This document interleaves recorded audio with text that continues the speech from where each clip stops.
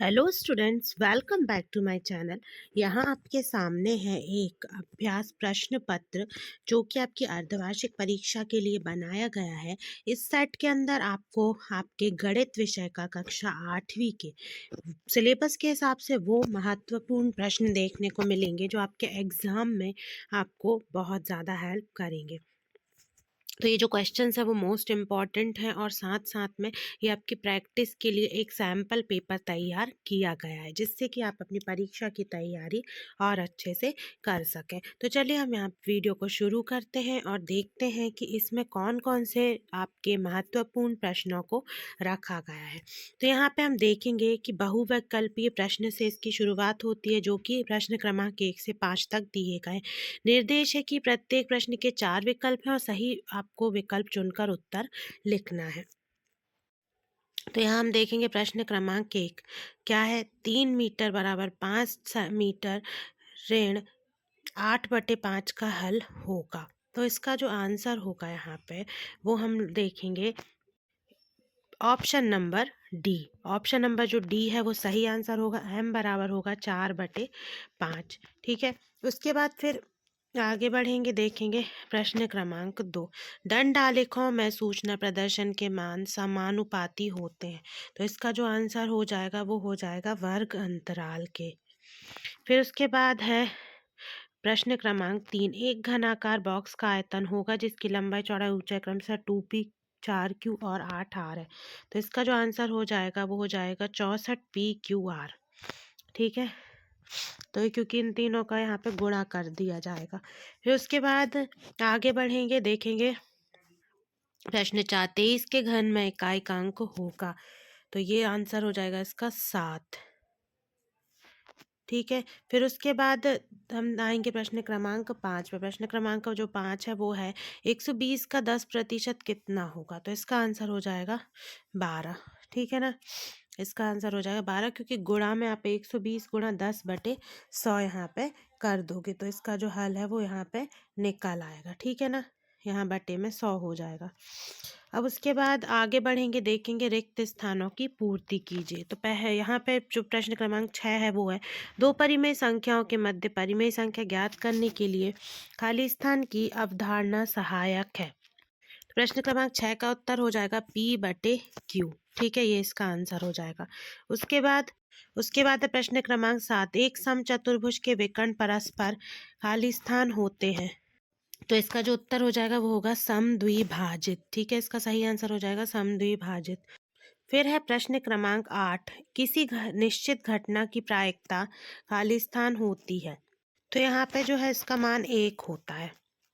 फिर है प्रश्न क्रमांक 9। 2 अंकीय संख्या 26 का द्वंद्व योग होगा। तो ये यहाँ पे हो जाएगा 52। प्रश्न क्रमांक 9 का उत्तर। फिर है रिक्त स्थान का अंतिम वर्गमूल वर्ग की खाली स्थान संक्रिया है। इसका उत्तर हो जाएगा यहाँ पे प्रतिलोम। तो वर्गमूल जो है वो वर्ग की प्रतिलोम संक्रिया है। फिर आते हैं हम अति लघुत्तरीय प्रश्न पे। प्रश्न क्रमांक 11 से लेके 16 तक। तो नीचे दिए गए प्रश्नों को हल कीजिए। ठीक है, यहाँ पे प्रश्न क्रमांक 11 है व्यंजन 1 + x + x² + x³ रैखिक व्यंजन है या नहीं। तो यहाँ पे देखिए हो जाएगा कि यह एक रैखिक व्यंजन नहीं है क्योंकि रैखिक व्यंजन जो होता है उसकी जो अधिकतम घात है वो 1 होती है, लेकिन यहाँ पे अधिकतम घात देखेंगे कि हम x के ऊपर 3 की घात है। ठीक है, इसलिए अधिकतम घात 3 है तो ये एक रैखिक व्यंजन या रैखिक समीकरण नहीं है। उसके बाद फिर हल कीजिए 5x ऋण 3 और x धन 2। तो आप देखिए 5x ऋण x हो जाएगा। x वाला जो पद है उनको एक तरफ लेके आ जाएंगे, फिर ऋण 3 का इस तरफ पक्षांतर हो जाएगा। तो ये हो जाएगा 2 धन 3 क्योंकि ऋण का 3 धन में बदल जाएगा और यहाँ जो धन का x है वो उस तरफ जाने पर ऋण में हो जाएगा। तो यहाँ हो जाएगा 4x बराबर 5। ठीक है, फिर उसके बाद x का माना जाएगा 5/4 और ये इसका उत्तर हो जाएगा, यही इसका हल हो जाएगा। ठीक है, उसके बाद फिर आगे बढ़ेंगे और देखेंगे प्रश्न क्रमांक 13। 64 का घन मूल ज्ञात कीजिए।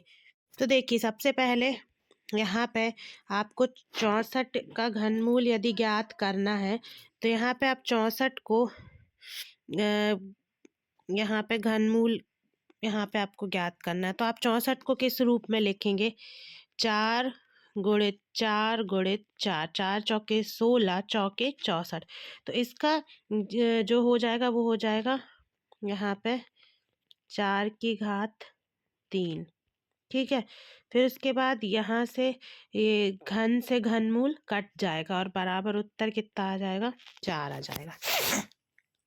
अब उसके बाद फिर आगे देखेंगे हम प्रश्न क्रमांक 14। 500 रुपये अंकित मूल्य की वस्तु को 450 रुपये में बेचा जाता है, तो बट्टा प्रतिशत ज्ञात कीजिए। देखिए यहाँ पे सूत्र लगाएंगे, बट्टा प्रतिशत बराबर बट्टा बटे क्रय मूल्य गुणा 100। यहाँ मान रखेंगे, उत्तर आ जाएगा 10%, ठीक है। फिर उसके बाद यहाँ पे है प्रश्न क्रमांक 15। 9x² y² ऋण 16 के गुणनखंड कीजिए। तो ये देखिए यहाँ पे हमने लिख लिया समीकरण। उसके बाद यहाँ पे यहाँ गुणनखंड करके लिखने पर 3xy ऋण 4 और 3xy धन 4 हो जाएगा। फिर है 3:4 को प्रतिशत में बदलो, तो ये हो जाएगा 3/4 गुणा 100, ठीक है। इसके बाद इसको यहाँ पे आपको हल कर देना है, तो यहाँ पे गुणा कर देंगे तो ये हो जाएगा यहाँ 75%।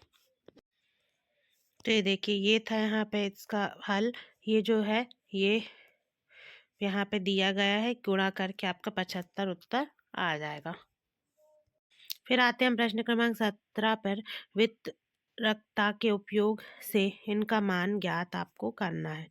तो ये देखिए प्रश्न में जैसा लिखा गया वैसा आपको लिख के यहाँ पे गुणा करके उसके बाद यहाँ धन है तो दोनों को जोड़ देना है। तो जब आप इसका स्क्रीनशॉट ले लें, जब आप इसको जोड़ेंगे घटाएंगे जो भी है यहाँ संक्रिया लगाने के बाद, तो यहाँ पे 135/576 आपका उत्तर हो जाएगा।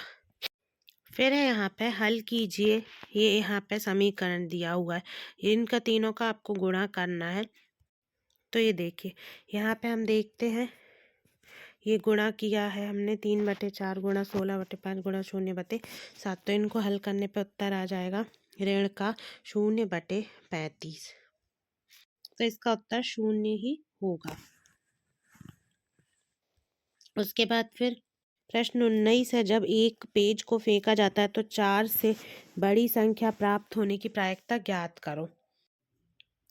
तो देखिए 4 से बड़ी यहाँ पे एक बार इसको फेंकने पे 4 से बड़ी होगी 5 और 6 यहाँ पे, ठीक है। तो इसमें 2 है, 5 और 6, तो 2 यहाँ पे टोटल कितनी है? 6 है। 1 2 3 4 5 6, यहाँ 6 और इंक्लूड कर लीजिए। तो ऐसे करके टोटल 6 बार मतलब 6 तरीके की संख्या आ सकती हैं और 4 से बड़ी 2 हैं, तो 2/6 हो जाएगा, तो 1/3 हो जाएगी यहाँ प्रायिकता। फिर आते हैं हम प्रश्न क्रमांक 20 पे। एक थैली में 4 लाल रंग की 2 पीले रंग की गेंद है। थैली के अंदर बिना देखे गेंद निकाली जाती है। लाल रंग की गेंद होने की प्रायिकता ज्ञात कीजिए। देखिए लाल रंग की 4 है, पीले रंग की 2 है और यहाँ टोटल 6 है। तो 6 तो यहाँ कितना हो जाएगा? लाल रंग की प्रायिकता है तो 4/6, मतलब कि यहाँ पे जो अनुकूल परिणाम है वो है 4, क्योंकि लाल की प्रायिकता और कुल परिणाम है 6। तो फिर यहाँ पे भाग दे दिया जाएगा, तो 2/3, यहाँ पे 2/3 इसका आंसर हो जाएगा। फिर है 21वां। एक समचतुर्भुज का क्षेत्रफल 240 सेंटीमीटर का स्क्वायर है, तो यहाँ विकर्णों की लंबाई 16 सेंटीमीटर। दूसरा विकर्ण ज्ञात कीजिए।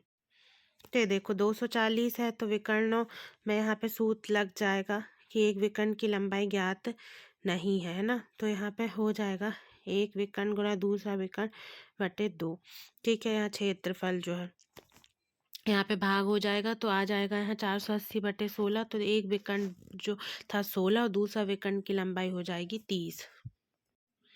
फिर है यहाँ पे प्रश्न क्रमांक 22। 49x² 36 के गुणनखंड कीजिए।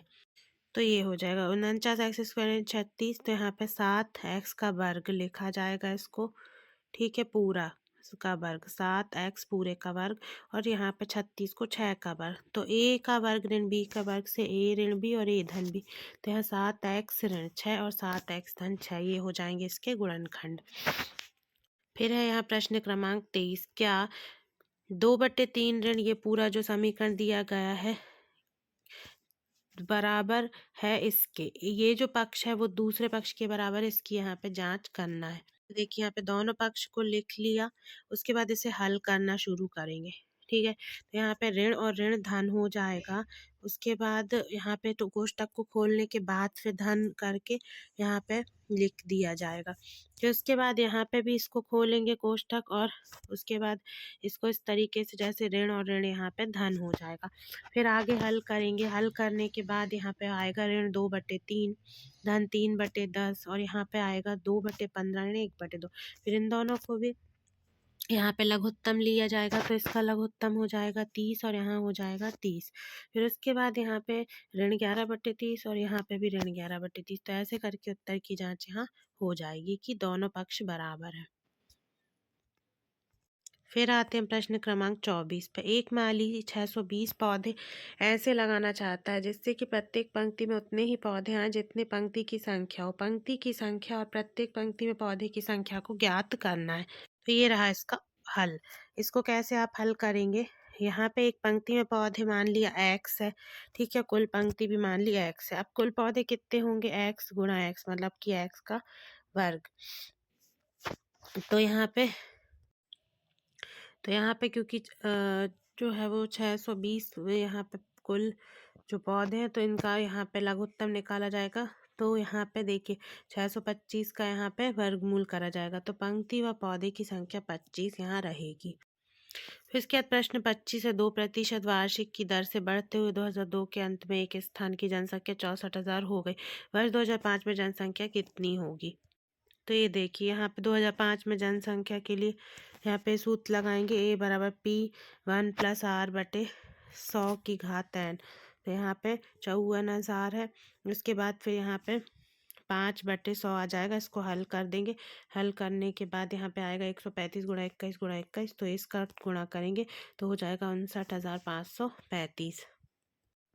फिर यहाँ प्रश्न क्रमांक 26। प्रश्न क्रमांक 26 है। 2a का वर्ग धन 3b का वर्ग को हल कीजिए। तो यहाँ पे 2a धन 3b पूरे का वर्ग, ये सूत्र से इसे हल करेंगे तो a धन b का वर्ग बराबर a वर्ग ऋण 2ab धन b वर्ग। तो यहाँ पे ये सूत्र लगा दिया जाएगा, तो यहाँ पे आपका हल हो जाएगा। तो यहाँ मॉडल पेपर जो आपका मैंने बताया था उसका मैंने पूरा सॉल्यूशन बता दिया। वीडियो को ज़्यादा से ज़्यादा लाइक करें। Thanks for watching this video.